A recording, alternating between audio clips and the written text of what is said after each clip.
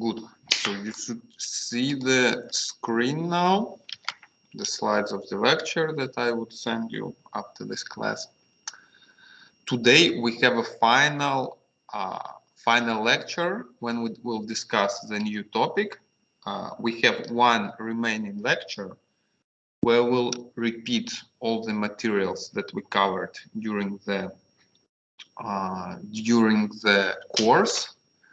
I think we will think about the scheduling, and we are ready to hear your preference on this matter, but it might make sense to do it later, like week before the exam.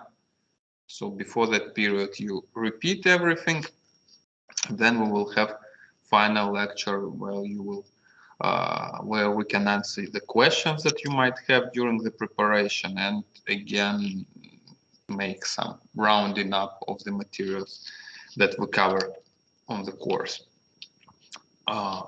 Also, we received your homework assignments.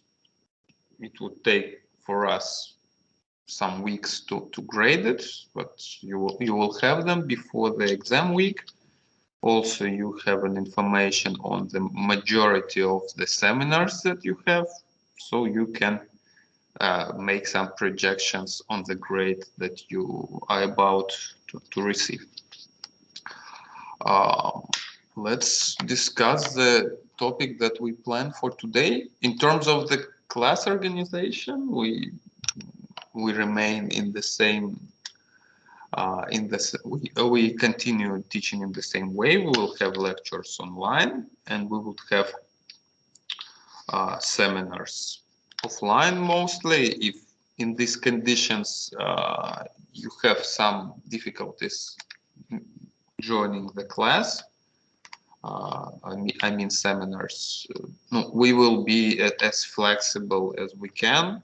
So inform Vladislav or me, and we will try to figure out how to help you complete the course successfully, because we understand there are multiple difficulties from different domains that we all facing this period. So from our side, from the faculty side of this course, we try to be as understanding as can. So we will, whenever it is possible, to help you or to provide you the opportunity to complete the course, we will do this. But no, all those things are individual, so we expect your inquiry on the matter. So you inform us that you have some problems, and we will try to find the solution of what we can do. So, and by default, we assume that you keep on working on the course as we have it before. And the topic today is quite relevant these days. You might see, those of you who are in Russia now mentioned probably that there are some things going on, and those things, they also result in the sharp decline of the exchange rates. And this is such extreme events provide opportunity to test the theoretical financial concepts that we discuss with you, and we can test them currently with the things that are happening.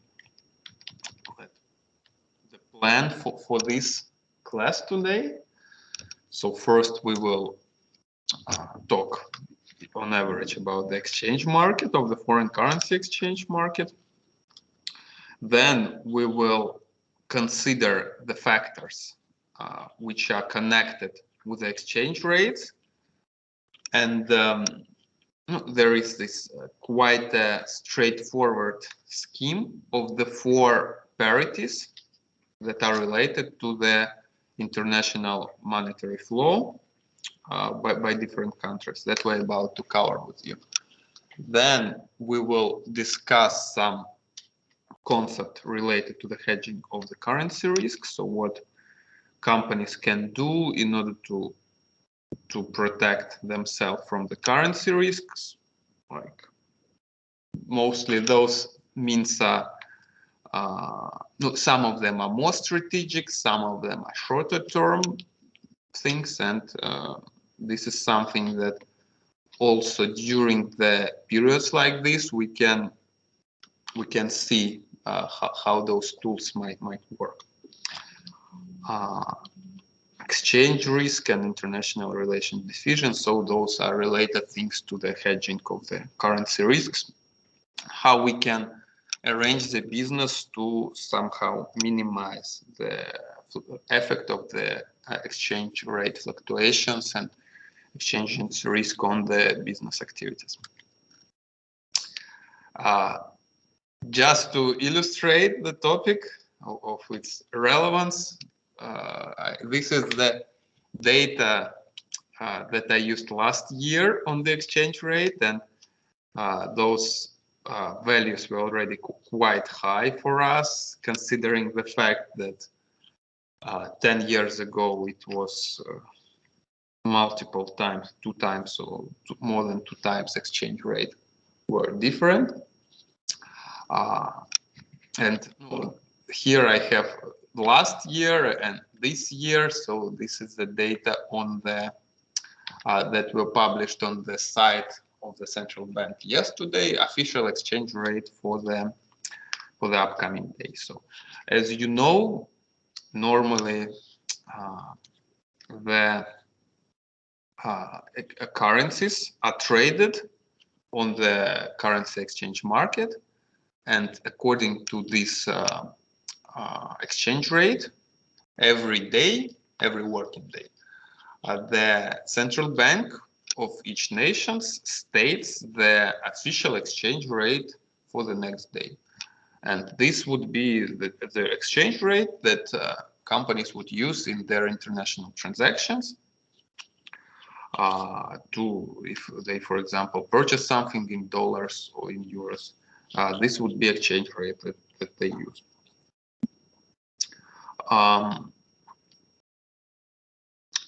Depending on the units, some currencies, the nomination of the currencies might be different.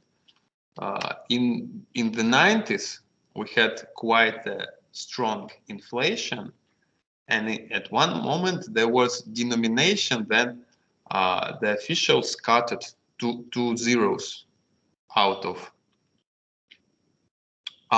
the banknotes. Yeah, and for different currencies, so in Japan they have units which are smaller. Yeah, so the nomination is here would be per 100 units of Japanese yen, or in Uzbekistan would be for 10,000 of Uzbekistan sum. But mostly unit of nomination is one.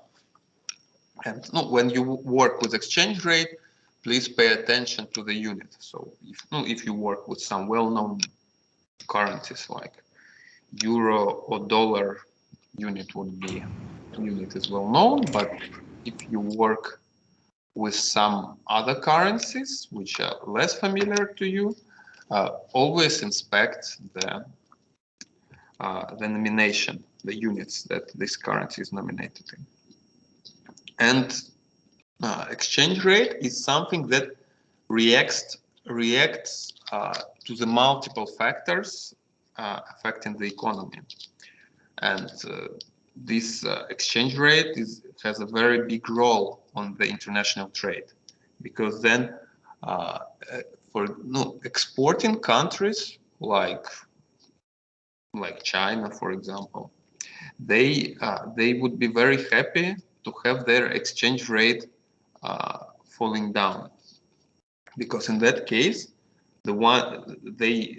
their products would be cheaper abroad and their products become more competitive.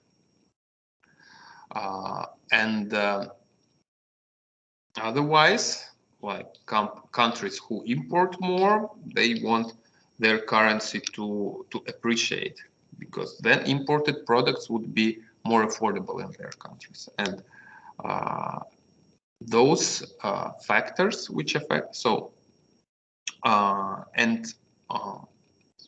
this exchange rate, they show the situation in the economy, and if one rate depreciates, it means that there are some problems. That is currently the case.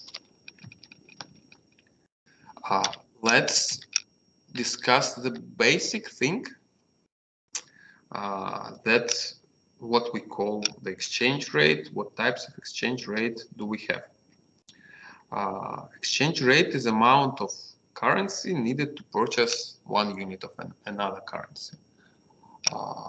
It is, basically speaking, it is the price of the currency, and this would be very evident when we talk about direct exchange rate. Direct exchange rate is exactly the price of the currency. So you can imagine going to the supermarkets, and let's say there is some dairy products, bread, cheese, and they can be dollars, and each of them have some price. So you can buy 2 pieces of bread and $100 and have some bill in Russian rubles.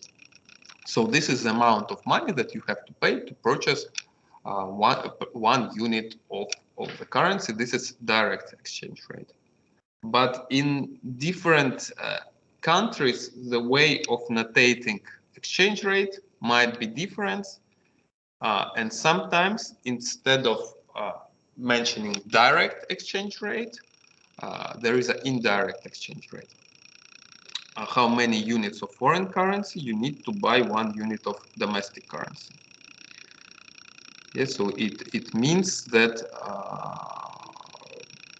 it would be the opposite. So you can estimate how much Russian rubles you need to purchase $1, or you can estimate how many dollars you can purchase with one ruble. It would be different numbers, but knowing one, it's very straightforward to estimate. Another one, it would be indirect quotation. Yes, so direct quotation equals 1 divided on indirect quotation and vice versa. Also, one distinction that we make here would be whether we talk about exchange rate now at the current moment or forward exchange rate. Because in many cases, for us, it's important to set the exchange rate in upcoming period. When we do any international operation, when we have to pay money in foreign exchange or receive money in the current exchange, for us as a businessman, it would be relevant what exchange rate would be at that moment. And as we see, the exchange rate might fluctuate. Occasionally, it fluctuates very significantly. And it is in the best interests of the businessman to somehow restrict those risks. And there is a whole market of these services of hedging the exchange rate risk. And as a basic concept that is there would be the forward exchange rate. It is exchange rate which is settled now for the transaction in the future. It can be forward exchange rate in 1 month, in 1 week, in a year, wherever, when we set the price of the foreign currency in the future. If I think we need, yes, depending on the way quotation is presented, the formulas would be slightly different, how to estimate the annual premium or annual discount. What it means, so if the forward exchange rate is higher, so if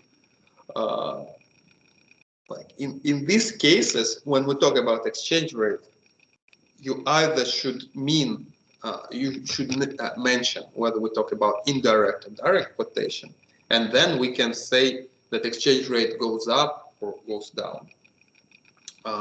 Or the thing I suggest you to use, if the terminology I would suggest you to use is saying that currency appreciates or depreciates against another currency. This way of explaining the situation with the exchange rate is better because it eliminates ambiguity. Because saying that exchange rate goes up is not like for the depending on whether we talk on direct quotation or indirect quotation, it would mean exactly the opposite things. And then we talk about, and if we talk currency appreciates or depreciates, then it is only one meaning of these things that can be. This is the and what is if the forward? Let's talk about the direct quotation now. If the exchange rate currently, so if the dollar, its forward rate in rubles is higher than a spot rate, it means we say that it has a forward premium. So we compare the exchange rates now and in the future for the forward rate, and if forward rate is higher, we would say that it is traded with a premium. If forward rate is lower, it means that it is traded with a discount. So if we will have an example there. The idea here is that if the currency is like dollar is about to appreciate against the ruble, we say that it is traded with a forward premium.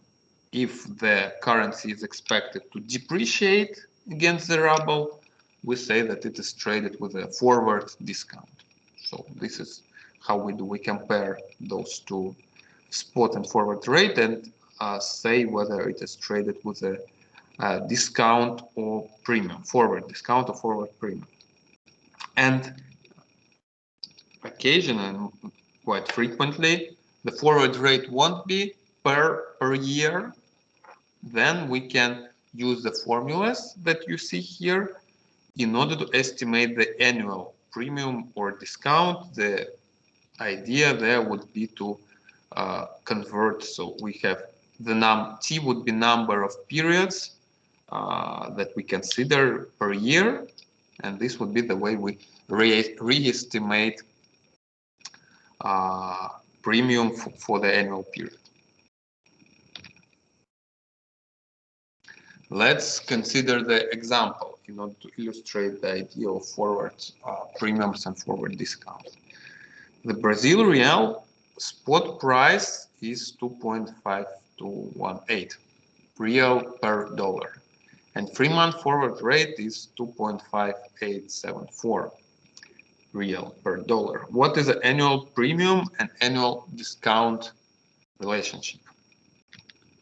How we would solve this exercise? Yeah, so we have a spot price, as this is the direct quotation. Here we have a number of reals per dollar, and depending, so if we interesting, so let's go back to the formula. If it is indirect quotation, we start with a spot with a forward rate, and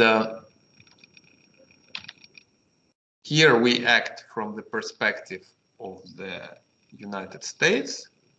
Yeah, so depending on the country which prospects you act from, you would have different estimation. Here, as we estimate from the perspective of US, for us, this would be indirect quotation. Therefore, we use the following formula to estimate the annual premium. It is a 3-month period.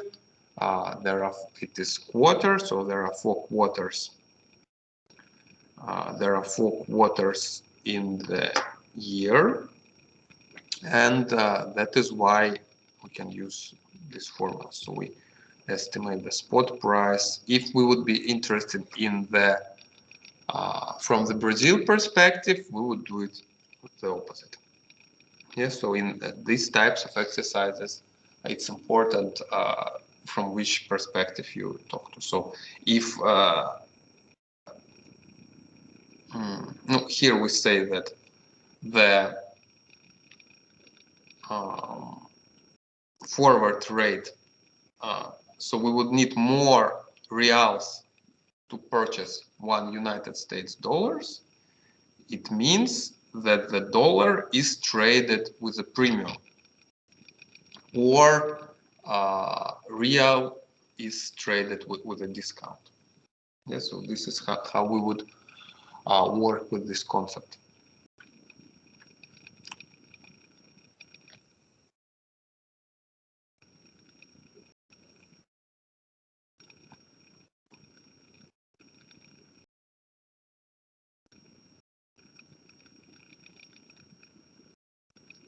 Yes, so here we talk about the forward premium. The dollar is selling at the premium because the forward rate is higher than the spot rate, and the real selling with a discount. So when you work with these types of exercises, important to understand what changes in exchange rate results in appreciation and depreciation of the currency in order to have the right answer. Here we see that the forward rate, so we have in the 3 months period, we would need to pay more reals per dollar.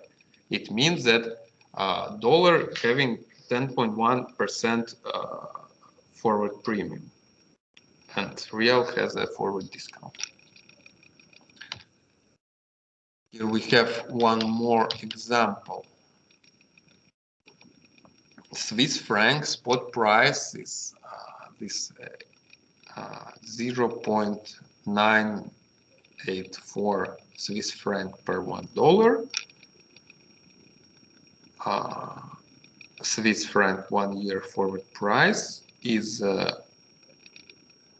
0.9621 per dollar. The franc is selling at the forward premium.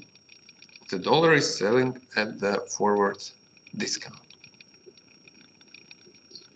Okay, again, so you look at this estimation, you see, so if now we have to pay more Swiss franc per $1 than in the forward rate, it means that we have a forward premium for the Swiss franc, that in future it will be cheaper. Alternatively, here, like in 1 year, we would need to pay more South African rands than current per dollar than now. Here we would say that South African rand is traded with a forward discount. Yeah, so this is like here we illustrate the 2-step process directly from the exercise that put in this way. You can say whether we have forward premium or forward discount, and then you can estimate it to have the number using the formulas that we covered with you before. Like if something is traded with a discount, the number should be negative. If something traded with a premium, the number should be positive, if we use direct notation. And this is the main slide that we would work today. So there are 4 parities which characterize the interrelations and mechanism of the exchange rate working. So there is a parity. So here we have a interest rate. Here we have inflation. We have a spot rates, and expected spot rates, and we have forward rate and spot rates. And all of those ratios, theoretically and in mid and long term, they are equals, and they work quite well to illustrate the relationships. Currently, as exchange rate of Russian ruble dropped, we also see the surge of the interest rate. In the beginning, I told you that in such sharp conditions, we can illustrate the concepts very well that we work with, and we have such opportunity to experience this now. As exchange rate changes, it results in the changes in expectation regarding exchange rate. As Russian ruble depreciates, the inflation is about to raise, already risen, as we have a news on the raising prices, and interest rate in the nation rates as well. It has logical meaning. Yes, so as depending on the depreciation or appreciation of the currency, its purchasing power changes. And as the purchasing power changes, the value of the currency changes, and it results in the so price of the money can be direct in exchange rate and also can be in form of the interest rate. And this is what we have here, and those things are all related, and it results in the parity. We will go, each equation has its name, and we will cover each of them one by one. Interest rate parity theory stands for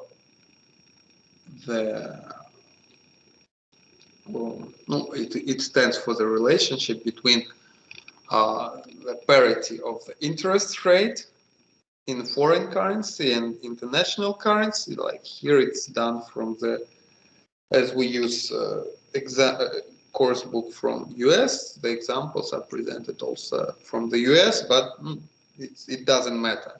We have national currency and foreign currency, and this would be the ratio in any case. The ratio between the risk-free interest rate in two different countries is equal to the ratio between the forward spot rate, spot exchange rate. And this makes sense. So all those tools, exchange rate, interest rate, they work to create the equilibrium in the purchasing power of the different currencies. And therefore they work in, they change accordingly. This is the example. You have an opportunity to invest 1,000 for 1 year in the United States with interest rate of 5%. There is this artificial country, which currency of which we consider retirement peso. Deposits, they offer way higher percent. All other things being equal, the spot rate is 50 pesos per dollar. The 1 year forward rate is 55 per dollar. Which bond you prefer and why? Here it is illustrated how it should work. So we can re-estimate our performance in different currencies. So we can buy some more risky currency, having high interest rate on that, and expecting to exchange it back to have a profit in the national currency. But it can be, and it should be, in the absence of arbitrage, that changes in exchange rate would take all your profits away. Here it is, the estimation. So we have some amount and we invested it in for 1 year in dollars at 5%, having this amount at the end of the period. Alternatively, we can convert the dollars to pesos, having 50,000 pesos.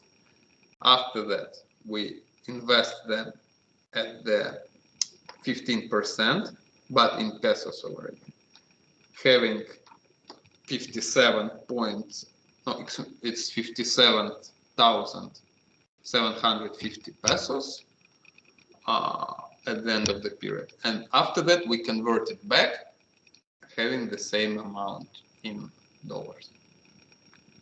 It is, in reality, occasionally you can have higher interest, you can make money on operations like this, but in the midterm, long term, the exchange rate adjusts and this relationship would hold. The next relationship, which is relevant here, would be like, it makes a very good sense, but also it is something that we should set in equation form. It is expectation theory of exchange rates.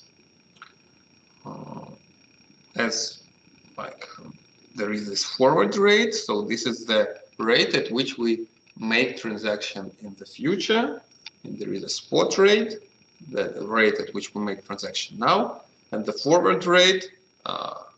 Why we have it? Because it reflects our expectations on the future spot rate, and therefore there should be the parity. But in this case, as we have the same thing in denominator, this parity would mean that forward exchange rate should be equal to the expectations on the future spot rates, which is quite reasonable. So if we write an agreement on the future spot rates, we do it based on our expectations on these spot rates.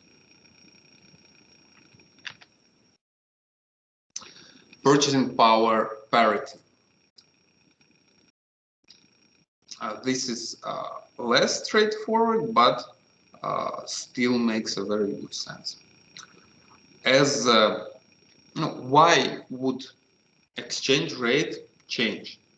It would change because for the same units of one currency, you might have change. You might be able to buy less or more goods, depending on the power parity. So this concept, how much or how many things we can purchase per unit of the currency, it's called the purchasing parity. And eventually, at where the tendency goes, it is not like this equation would not hold exactly, but this is the tendency that illustrates the way different macroeconomic values interrelate.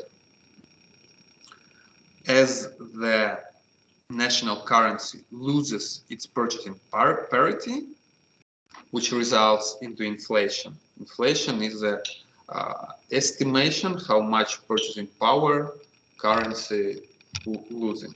Yeah, so if it is, let's say, 10% inflation rate per year, it means that next year we need to pay 110 rubles for the same thing that costed 100 rubles at the beginning of the year.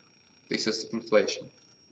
And as we can buy less thing with 100 rubles, we should compare it.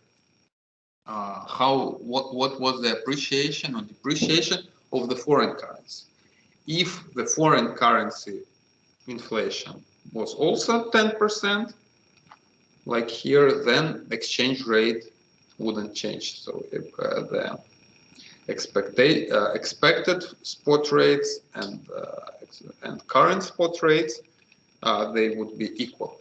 And no, mostly there are some differences in inflation between the countries, and therefore the expected spot rates usually deviate from the current spot rates.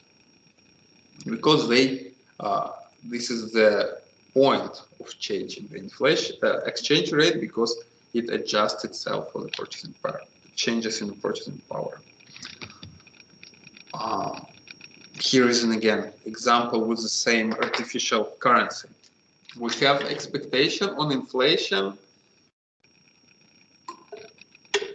in US of 1%, and we have expectation of inflation in another country at 11%, 11.1%.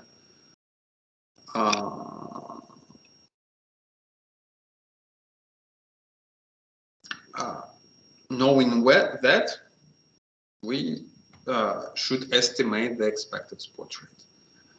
We just use this parity to build the proportion. Just do not confuse direct, indirect quotation, inflation, and here would be it. So if we have inflation, so in these types of exercises, again, this is very important to understand what changes should be.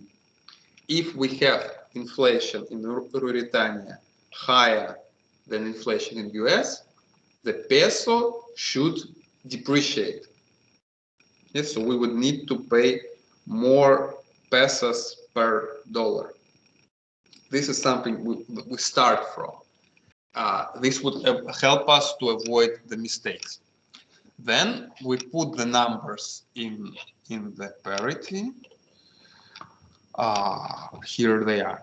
We put 1% here, inflation in US, 11.1% here, inflation in this Ruritania. We have spot rates, and the thing we want to estimate is a forward, is expected spot rates, and we can easily do it, and it would be 55.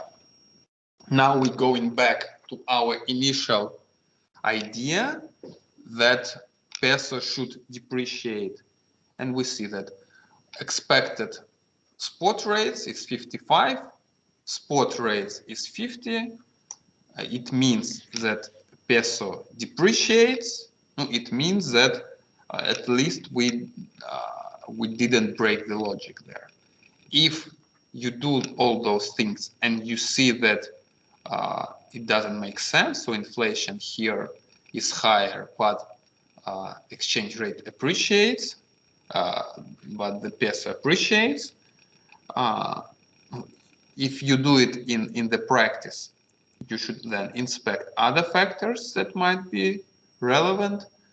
If you do it, like if you would do it on the final exam, kinds of these exercises, there is some mistake that you make then. And because here we inspect the parity, and you should think if it should depreciate according to the parity in inflation, then if you have opposite answer, go back to your calculations and look for the mistake there. And the final parity that we consider also makes very good sense to me. I hope it would make good sense to you. I saw the question. Karina, yes, I saw the question. It's good that I just look at this. Expected, Karina, so answering your question. Difference between expected spot rate and spot rate. Expected spot rates expected in the future. So what spot rate we expect to have in a year in this case, as inflation is stated in annual terms. So expected in the future, spot is now. Expected spot rate, so something that we expect to have 1 year later. Or it can be any period. If it's not specified, usually we talk about a year. The expected difference in inflation rates equals the difference in current interest rates, also called common real interest. Also, quite reasonable idea that interest rate in a country is related to the inflation of the country. If we borrow or lend money, we should, the idea of the interest rate in borrowing or lending to compensate for the depreciation or appreciation of the currency. And therefore, we would go for no, therefore this relation would hold. So if, like, now, why central bank yesterday raised the interest rate to 20%? Because we have expectation of the high inflation. We have a sharp change in exchange rate.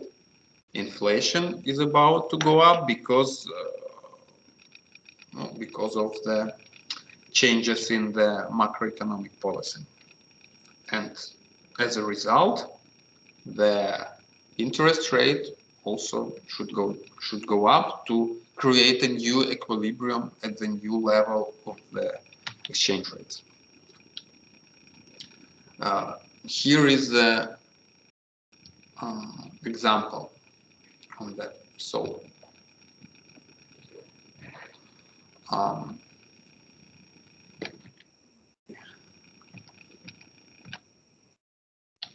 so if we there is a correction that people make on the interest rate. This is a correction for the inflation rate. I believe you're familiar, like nominal prices, real prices, nominal interest rate, real interest rate. You probably heard this on your courses in macroeconomics. And for us, it is just important here that talking about interest rate, we also should consider the inflation in order to estimate whether we compensate on the inflation or it's lower than inflation. So how lucrative this offer is. Example, you are doing a project in Switzerland which has an initial cost of 100,000. All other things being equal, you have the opportunity to obtain 1 year Swiss loan in franc at 6% or 1 year US loan in dollars at 6.8%. Spot rate is given, 1 year forward rate is given. Which loan would you prefer and why? Here it is. So we did similar exercise before. This data is more realistic one, and in reality, this this relationship would not hold perfectly. This is something that we use to illustrate the tendencies and illustrate the point where equilibrium might be. But still, if you want to do this endeavor, you can look for the arbitrage opportunities, having multinational activities. And what we can do here, we would have the cost of loan in a national currency. We use spot rate to convert national currency to the foreign currency, estimate how much money we have 1 year later after we receive the interest, and estimate how much money we'll have in 1 year in the national currency after we converted it back on the forward rate. And here we see that there is a difference in this amount, and there is a slight arbitrage opportunity, so you can somehow benefit from this. So you can, if you can, like how it in theory should work. You borrow money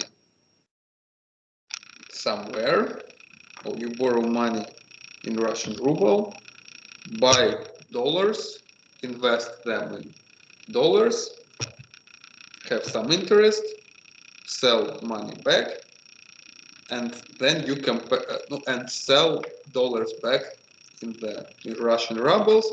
And if you have more money, you have arbitrage profit. If you have less money in rubles, you have arbitrage loss.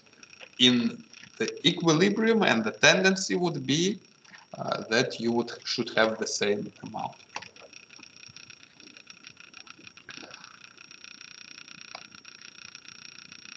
So depending on the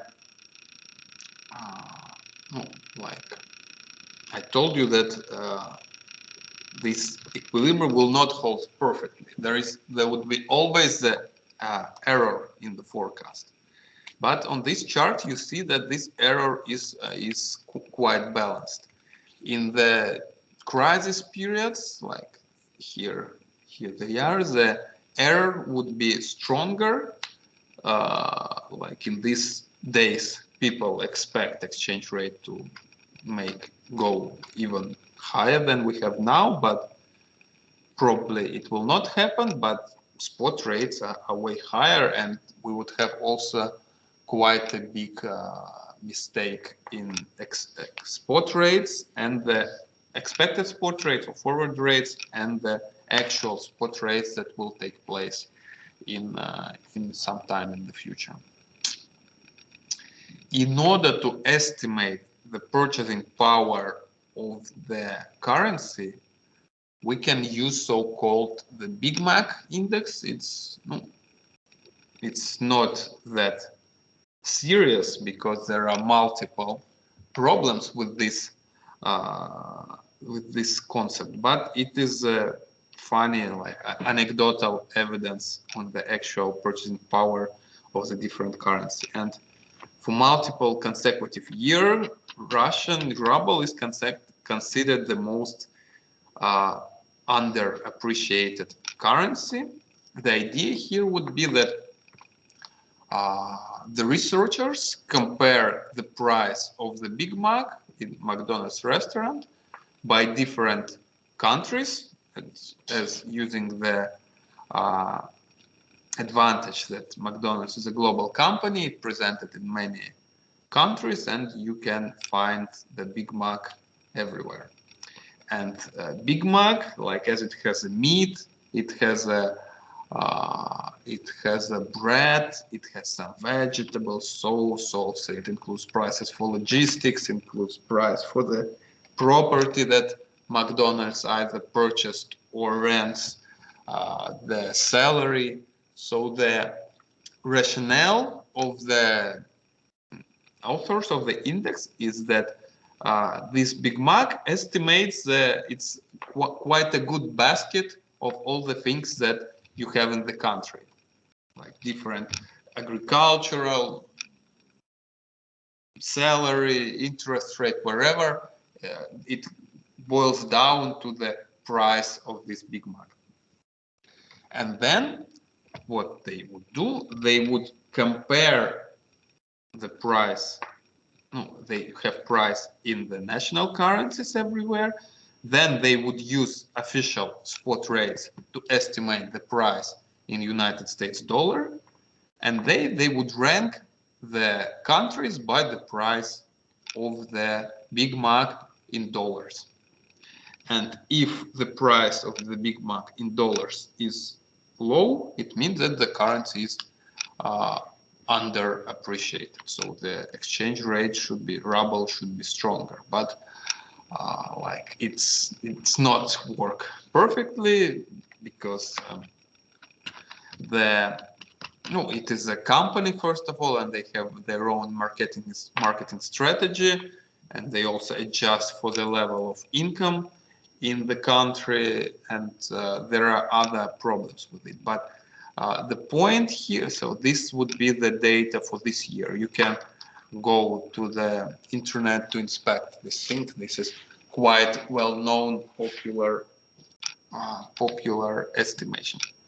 The idea here would be that the purchasing power goes together with the exchange rate. And this is how it can be illustrated.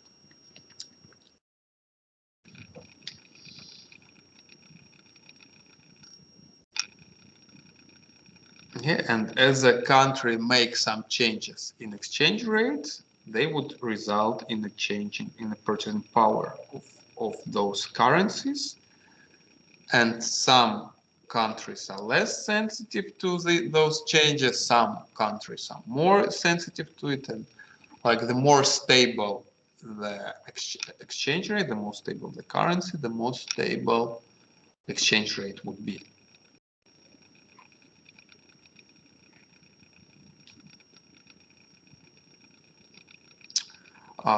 Also, something that we adjust for would be inflation and the exchange rate. Over time, there might be some shifts in the real exchange rate. So as we say that they're interrelated, and it is important to estimate the changes in the real exchange rate that would illustrate the actual differences in purchasing power of the currencies. Average short-term interest rate and annual inflation. Here it also makes a very good sense. So here we have some empirical evidences on the relationship that we just covered. So the country with the lowest inflation would have the lowest interest rate as well. The more stable currency, as those interest rate and exchange rate changes, they are there to mitigate one another. As one thing is stable, the another thing will be stable as well.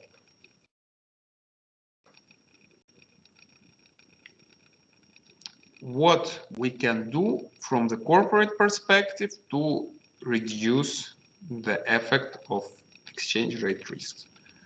The basic principle would be, and this is, by the way, quite a relevant principle, quite relevant for the personal finance as well for the corporate finance, is try to have your revenues in the same currency as your costs. Yeah, so it's not always possible, but sometimes it's possible. So when we have previous crisis and the sharp changes in exchange rate, the McDonald's, there were multiple food chains that have to stop the activity here because they have they buy their products from abroad and sell the products in the rubles, and as they have their costs surge after depreciation of rubles, their costs went up significantly. People here didn't become wealthier, so companies were not able to raise the prices much, and therefore their profit went down or even became negative, and finally they had to run out of business. As, like, for example, McDonald's, we again can mention them. They have a big operations here. They most of the products they use are manufactured in Russia. All those vegetables, bread, meat, most of it is manufactured here. They pay salary in rubles, and even in the case of the depreciation of the national currency, indeed they would have the profit in ruble, in dollars going down, but as the costs in ruble and revenues in ruble, the margin remains more or less the same, and that makes the company way more resilient and way less sensitive to the changes in the exchange rate. In pharmaceuticals, it's not always that we can do it, but this is the idea of localization, the idea of having, like, if you do business here, have more costs here. This is very good strategical decisions in terms of the resilience to the exchange rate fluctuations. Excuse me. Example.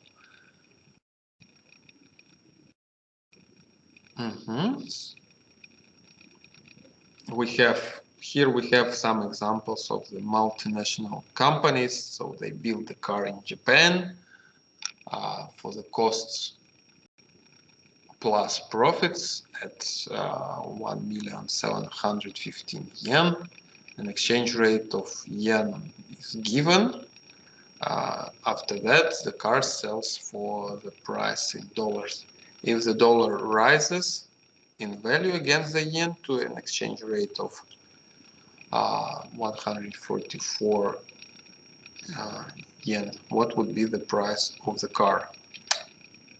Yeah, so we have the price in yen, we have given exchange rate, we have new exchange rate, and we can re-estimate. And we see that if the yen depreciates against the dollar, so if we have to pay more yen for $1, the products of Japanese company became more competitive on the US market, as here we have 12,799, and we in the previous conditions the car were 5,500 more expensive. Alternative estimation, if someone exports from US to the Japan, for this company the opposite situation would be better. So if here we have appreciation, also we have depreciation of the yen, it is bad for the companies that export from the US because their products became more expensive. So here we have this price after the change in exchange rate, this price in yen. Before that we have this price.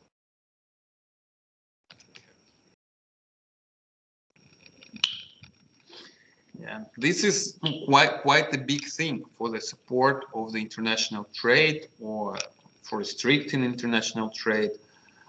These changes in exchange rate, they have a huge effect on the prices at which you will sell your products abroad or the prices that you have to pay for the imported products. And for the short-term projects, or no, for the current project, or if it's a big operation, no, like you can do it constantly, you can use derivatives, the instruments that we considered with you last time. We can use them to hedge somehow currency exchange risk. There are forward contracts. Forward are individual contracts between two parties. The future contracts are market traded contracts, and the future markets of the currency is one of the biggest markets worldwide, because this is relevant for many companies and for many speculative investors. They use those instruments either to hedge the risk or to make some speculative profit there. Also, we have an option, which is also instrument that you should know from the last class, from the previous class. So option gives you the right either sell or purchase some amount of currency in the future.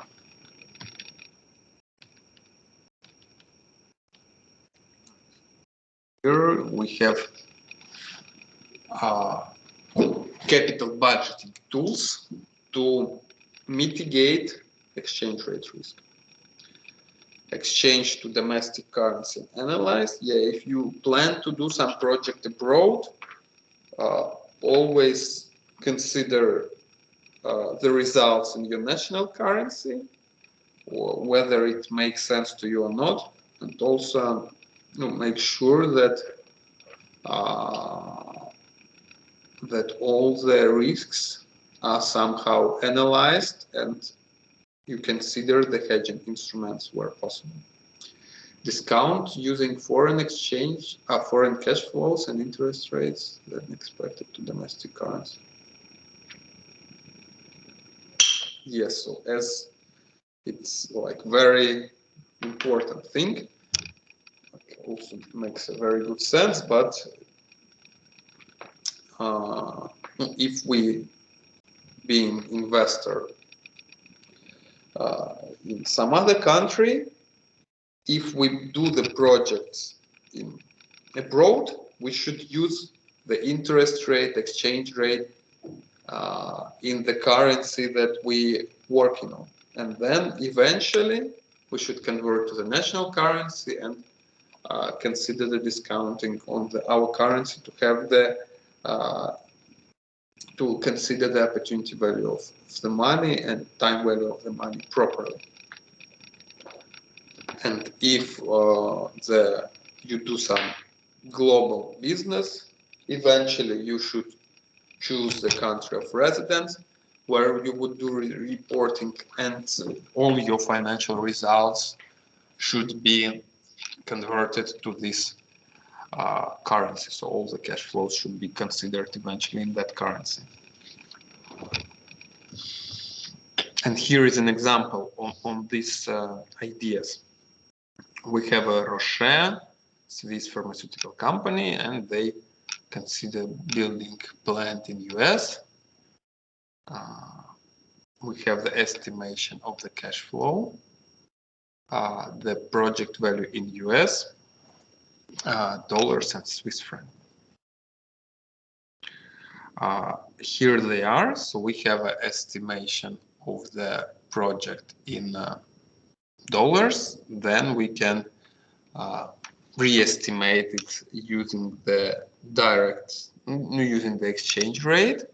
But no, alternatively, we can do it in a better way. So if we have a forward rate in each year and risk-free rate are 6% and 4%, then we should do it in multiple steps. So we have some amount in dollars.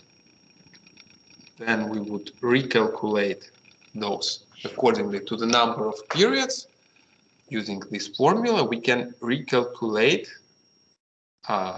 exchange rate for each of those periods, and then we would estimate the exchange rate. No, we would have this exchange rate using the parity for each period. Then we would estimate the cash flow in Swiss franc for each of those periods.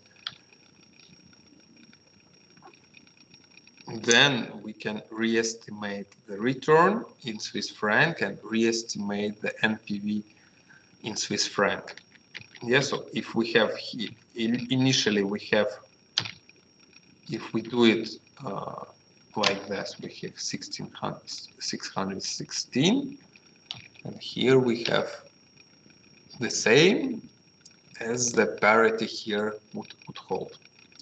So here we have we estimate the given forward rate. So what we should take away from here, the correct way of re-estimating the cash flows would be to use the currency in which we would make the operation, exchange the currency to the currency of interest accordingly to the parity of the spot rates, using the parity of interest rates. If we have information on that, we can estimate the direction of the changes in exchange rate and use those amounts in our cash flow estimation. Okay, here it is. If you have questions, let me know, or